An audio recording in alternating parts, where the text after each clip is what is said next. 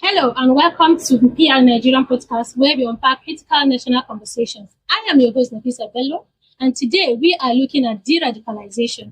And we have our two experts here to tell us how it works, why it matters, and if it is a path to peace or a ticking time bomb.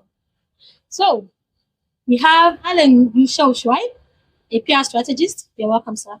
And we have Mr. Abdurrahman Abdurrahim, a journalist. Thank you. You're welcome, sir. Thank you. Thanks for coming. Over to you, Samala Yushau Schweib. Critics are saying that calling these ex-fighters repentant weakens the military narrative. From a PR standpoint, so what can you say? How can you counter these narratives? Well, thank you very much. I think the Operation Safe Corridor is a welcome initiative. It is not an amnesty program per se. It's a non-kinetic approach by the government, not necessarily the military, to address some of the underlying factors that trigger extremism. And once you have to look at it, when you talk about Operation Safe Corridor, it has about 4 layers. The first one is to disengage. Those who realize that what they are doing, they're not supposed to be there, they want to disengage. Disengaging is to surrender on their own, not be forced to surrender. Anybody that is arrested on the field at the battle can never benefit from that operation corridor, because all those who surrendered, and those surrendered in the military parlance, they are what they call low risk member of those terrorist group.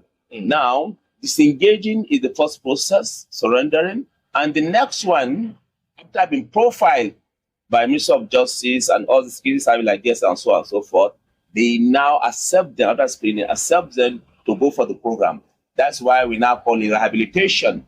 At the rehabilitation stage, a lot of factors come in. What are they rehabilitating for?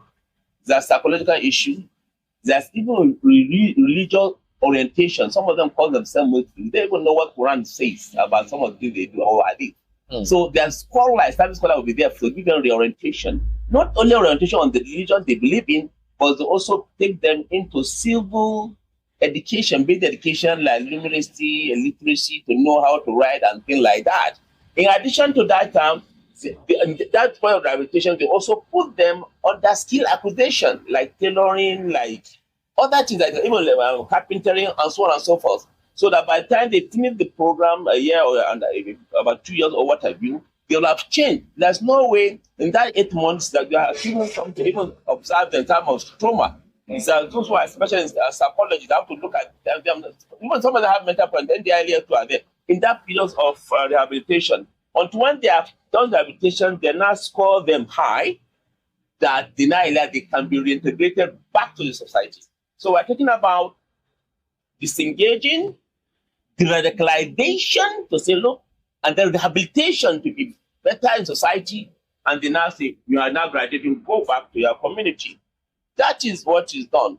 Now, we also have to look at who are these people that some people are saying that they are not supposed to be rehabilitated, they are not supposed to be supported. You know who they are? They are not the commanders. No commander is in a rehabilitation center.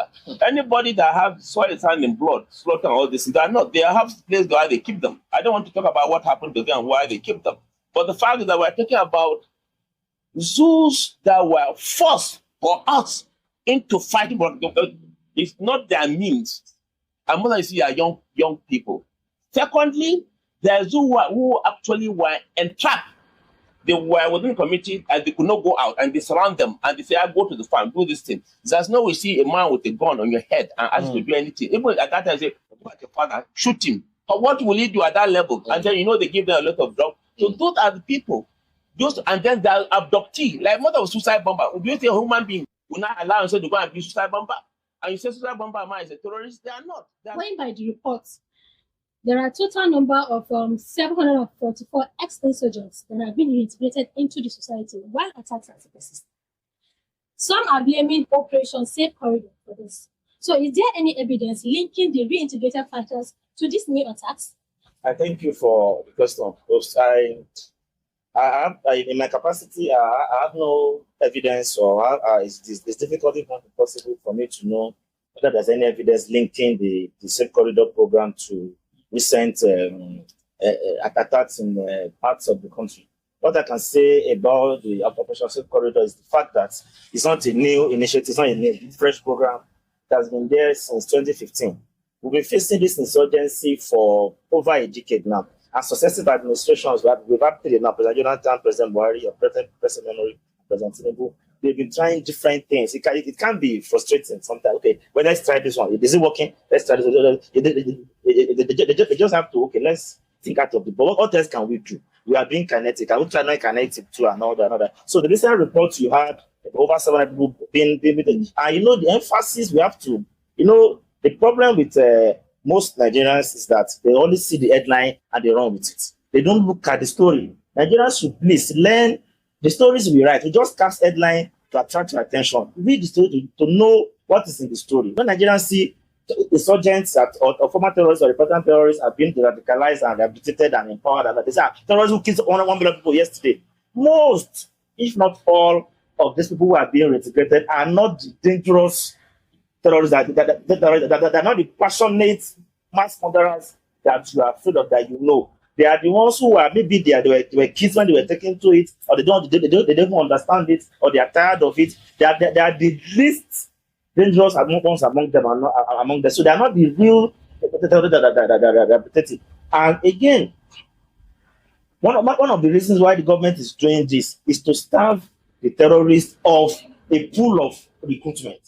Thank you very much. I'm sure you've heard from our expertise on this issue of de-radicalization. It is a good cause. So thanks. That's all for today. Thanks for watching. Don't forget to like and subscribe for more interesting national conversations. Bye for now.